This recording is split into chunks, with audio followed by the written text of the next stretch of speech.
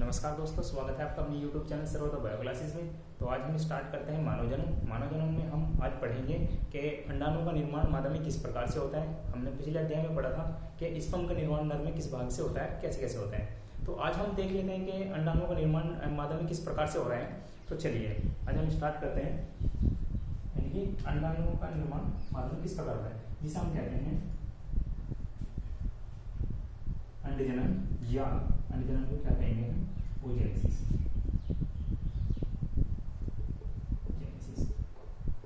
ठीक है, इसमें क्या है कि अगर हम देखें कि यानी कि अंडाशय के द्वारा, अंडाशय से अंडाणु का निर्माण होना ही क्या कहलाता है, अंडजनन कहलाता है।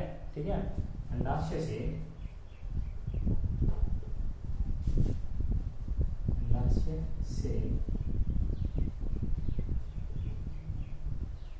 अंडाणु का निर्माण होना ही अंडजनन कहलाता है। ठीक है ना। अगर हम बात करें कि अंडाणु का निर्माण जो फीमेल्स है, जो मादा है, उसमें किस समय से स्टार्ट हो जाता है, वो कौन सी स्टेज है। तो अगर हम थोड़ा देखेंगे तो उसमें क्या होता है कि अंडाणु का जो निर्माण है वो भ्रूणीय अवस्था में ही, जब यानी कि मादा भ्रूणीय अवस्था में होगी, है ना, एम्ब्रियोनिक स्टेज में होगी, तो उस समय ही उसके अंदर अंडाणु का निर्माण होना स्टार्ट हो जाता है, जिसकी संख्या कम से कम मिलियंस में होती है ना, बहुत सारी संख्याएं होती है उसकी, जब वो भ्रूण स्टेज में होगी। ठीक है, और किस भाग से होती है अगर हम बात करें, ये भी आपको लिखना है, जो मैंने आपको अभी बताया कि अंडाणु निर्माण भ्रूण स्टेज से ही स्टार्ट हो जाता है। और किस भाग से होता है, जिस भाग से होता है उसे हम क्या कहते हैं, पुगोनिया कहते हैं, अंडजननी। ठीक है, अंडजननी। तो ये क्या है कि अंडाशय के द्वारा अंडाणु का बनना ही क्या कहलाता है, अंडजनन या ओजेनेसिस कहलाता है। और जिस भाग से निर्माण होता है उसे क्या कहते हैं, अंडजननी यानी कि पुगोनिया कहते हैं। तो ये था अंडजनन। अब ये किस प्रकार से होता है, हम इसे स्टेप बाय स्टेप देख लेते हैं। ठीक है, चलिए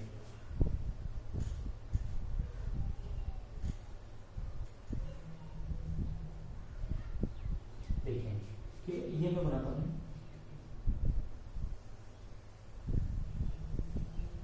है ना, ये मैंने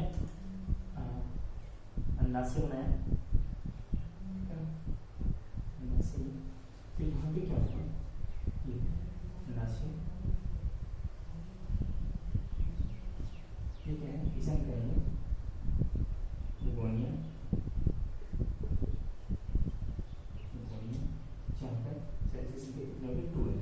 ठीक है, अब इसमें क्या होता है, इसमें अर्धसूत्री विभाजन होता है।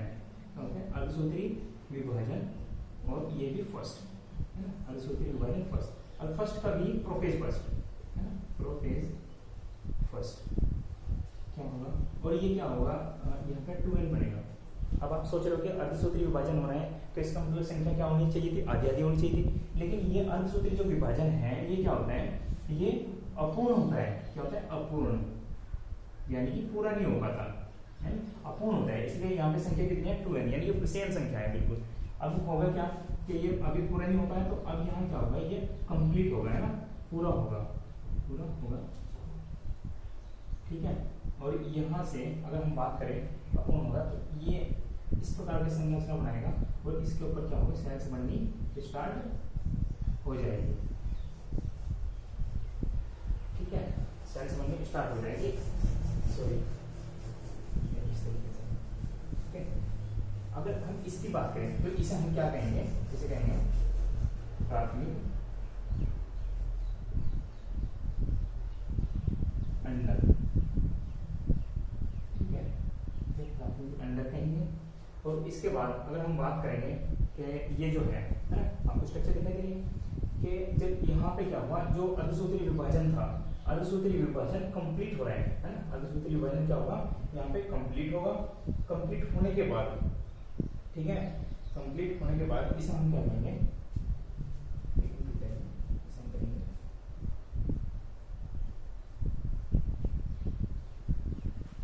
ठीक है ना। तो ये कंप्लीट होता है, इसके बाद ये क्या करता है, कंप्लीट होगा, ये इस तरीके से संरचना बनाएगा। इसे क्या इसे हम कहेंगे प्राइमरी फॉलिकल, प्राइमरी फॉलिकल। ठीक है, अगर हम बात करें प्राइमरी फॉलिकल, ठीक है, यहाँ पे जो ये संख्याएं होंगी ये 2n होती है, तो अब ये डिवाइड होनी स्टार्ट हो जाएगी, यानी कि अब यहाँ ये पूर्ण हुआ अर्धसूत्री विभाजन, ठीक है, अर्धसूत्री विभाजन का भी फर्स्ट। ठीक है, अगर हम इसे देखेंगे तो ये कुछ इस तरीके से संरचना बनाएगा, एक यहाँ एक यहाँ। अब अर्धसूत्री विभाजन जो फर्स्ट था वो कंप्लीट हो चुका, अब एक कोशिका यहाँ बनेगी, एक यहाँ बनेगी। अब जब ये बनेगी ये संरचना, तो इसे किस प्रकार से हम इसे लिखेंगे,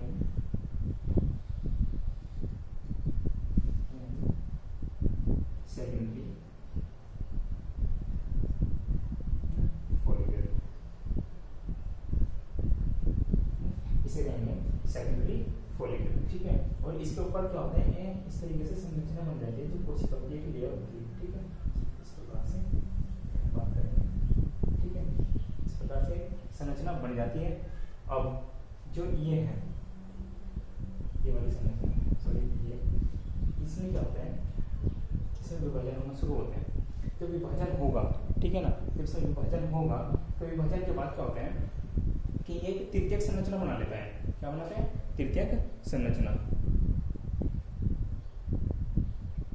ठीक है, इसमें विभाजन हुआ तो ये क्या बनाते हैं, ये तृतीयक संरचना बना लेता है कुछ इस तरीके की, और इसके ऊपर क्या एक प्रकार की लेयर बन जाएगी। ठीक है,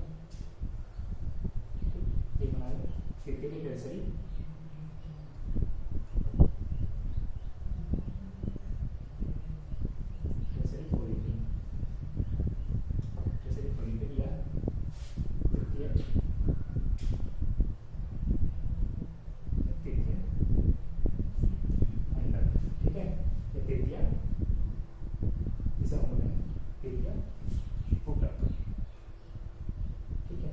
इसके बाद यहाँ से ये जो है संरचना इस प्रकार से बनेगी कि यहाँ क्या होता है,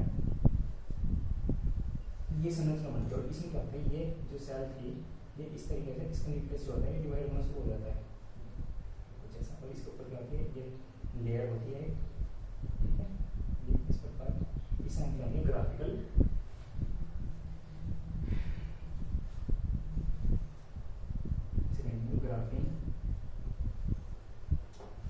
ग्राफिन फॉलिकल।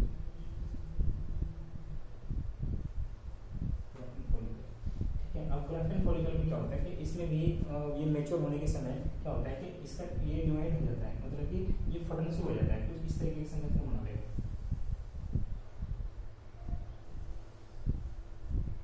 ठीक है, एक अंदर में ये अलग अलग हो जाएंगे और एक ये। ठीक है, ये क्या होता है, ये इससे बाहर निकल जाता है। जब ग्राफिन फूटेगा, जो क्या होगा, ये मैच्योर होने के बाद ये फटेगा, और फटने के बाद क्या होगा, अंडाणु ये बाहर आ जाएगा। ठीक है, बाहर हो जाता है, जो कि रेडी होता है फॉर फर्टिलाइजेशन के लिए। ठीक है, क्या होगा कि ये ग्राफिन फॉलिकल से क्या होता है, ये बाहर निकल आता है।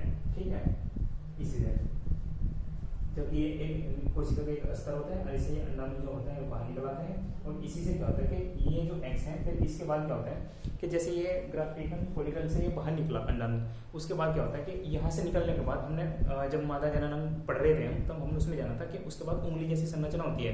ठीक है, चलो मैं आपको दिखा देता हूँ।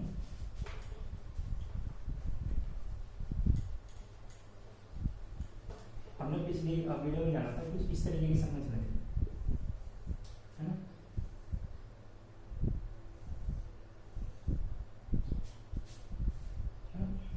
ऐसे कुछ इस तरीके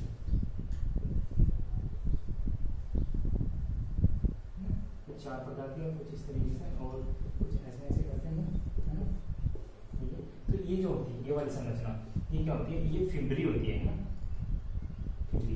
इन्हीं के द्वारा जो एग्स था वो इसमें बना था, वो इन्हीं के द्वारा कहा जाता है। वो फैलोपियन ट्यूब में होते हुए इस प्रकार यहाँ कोई ये इस तरीके से फैलोपियन ट्यूब फैली हुई थी, और इंस्टेमस जंक्शन, है ना, इंस्टेमस जंक्शन, ये बहुत मोस्ट इंपोर्टेंट क्वेश्चन है कि कहाँ पे मिलता है वो फैलोपियन ट्यूब। अगर कभी सीधे सीधे नॉर्मल क्वेश्चन पूछे कि निषेचन कहाँ पर होता है, या एग्स और जो स्पर्म है वे कहाँ पे मिलते हैं, तो आप सीधे सीधे बता दोगे फैलोपियन ट्यूब के अंदर होता है। लेकिन अगर फैलोपियन ट्यूब में भी कहाँ पे होता है तो हम जानेंगे उसे, तो वो एक तो होता है इंस्टेमस, क्योंकि इसके चार भाग हमने पढ़े थे, है ना। एक होता है भाग इंस्टेमस जंक्शन, हिस्टामिन जंक्शन, और एक होता है हिस्टामिन जंक्शन, और सेकंड होता है इसमें एम्पुला, सेकंड होता है इसमें एम्पुला। तो इनके बीच का जो मिलने का स्थान है वहीं पे क्या होता है, वहीं पर एग है ना प्लस स्पर्म क्या बना लेते हैं, ये जुगमंज है ना, ये प्रक्रिया है। यानी कि आपने पढ़ा कि एग्स का निर्माण कैसे होता है, कहाँ होता है। अब हम इसे भाई यानी कि नाम से देख लेते हैं, ठीक है। आगे हमने स्ट्रक्चर के माध्यम से पढ़ा, अब हम थोड़ा इसे याद करने के माध्यम से देखते हैं किस तरीके से होगा। चलिए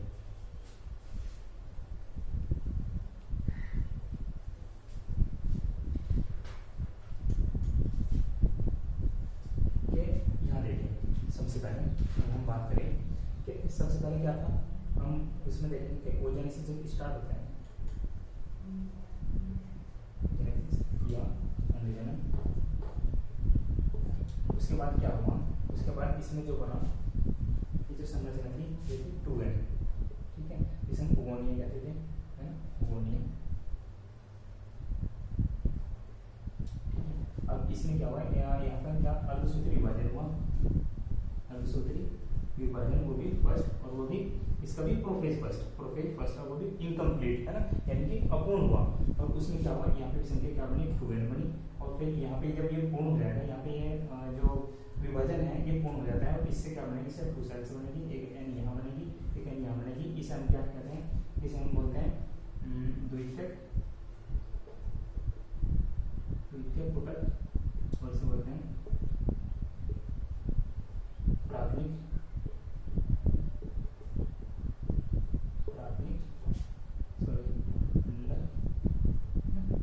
और ये इसे बोलते हैं टर्सरी या तृतीय,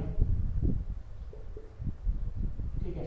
उसके बाद क्या होता है कि इसके बाद इसमें थोड़ा विभाजन होना स्टार्ट होंगे, कुछ ऐसी संरचना बनेगी, ठीक है।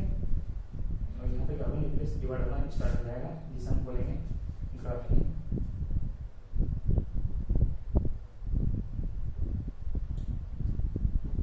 फॉलिकल,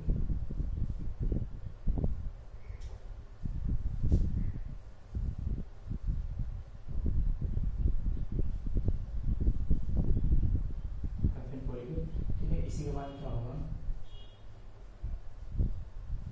इसी से ग्राफिन फॉलिकल क्या होगी, फटेगी, कुछ ऐसी संरचना बनाएगी, और इसी से अंडाणु क्या होता है, बाहर निकल जाता है, और इससे अंडाणु बनकर तैयार हो जाता है, ठीक है। इस प्रकार ये प्रक्रिया थी मादा में अंडजनन की।